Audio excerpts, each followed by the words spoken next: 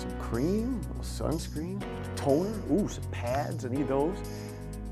Welcome inside the 13 ABC Marketplace. My name is Eric Albert. Once again, we're back at Evolve Plastic Surgery and Medical Aesthetics. It's the expert edition, and usually we're meeting with Dr. Frank Barone, but I don't see him anywhere. I bet we can find him.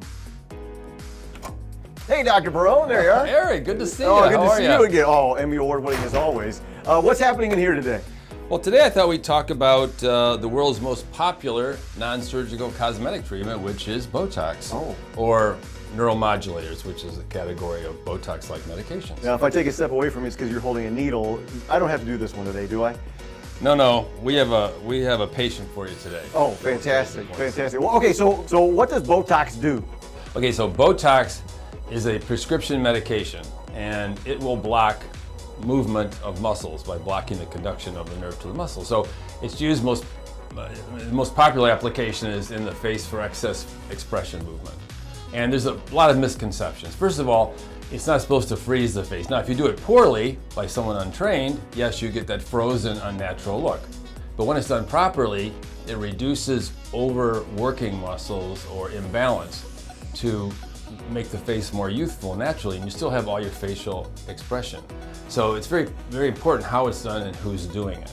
Okay, so in analyzing a patient for Botox, you have to remember a couple of things. There's actually 42 muscles of facial expression. And the muscles vary in size and strength, and the physiology varies.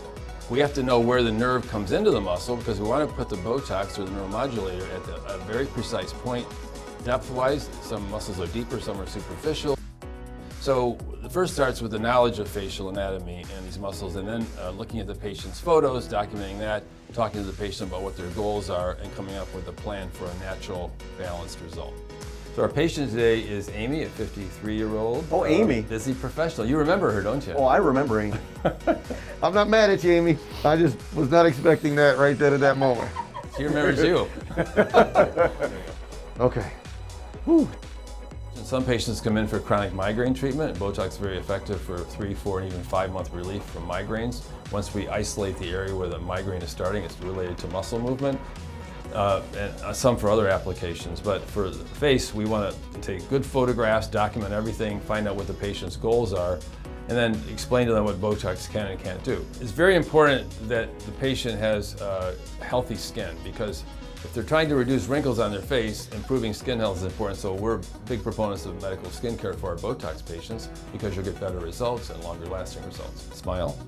We want to mark this with the patient upright. Now close your eyes, relax. The muscle that pulls the eyebrow down will be done as well, and that will help elevate the eyebrow and give a nice little arch to the eyebrow, particularly if the brows are low. Patients work all day to pull their eyebrows up. Raise your forehead, there we go. And then we're going to mark the forehead muscle as well. And this is important because we're not trying to block the entire muscle. If we do, the eyebrows will fall and the patient will be very unhappy for 3 to 4 months. So we're doing this specifically on the excessive areas and leaving enough muscle movement to help hold the eyebrows up and have normal facial expression. Okay, so we've marked our patient Amy and discussed her goals here, and we want to point out a couple of things. First of all, we have to be very precise about where this is placed. There's a lot of veins in the face, and we want to avoid those because you can get a rather significant bruise from Botox if one of the veins are punctured. So it's important to identify all that. So we're going to start with the crow's feet muscle. And okay, Amy, all set? And we're just going to place a precise amount of Botox. We don't want it to affect the muscles in the neighborhood, so to speak. Amy, does that hurt? No, you should try it. No.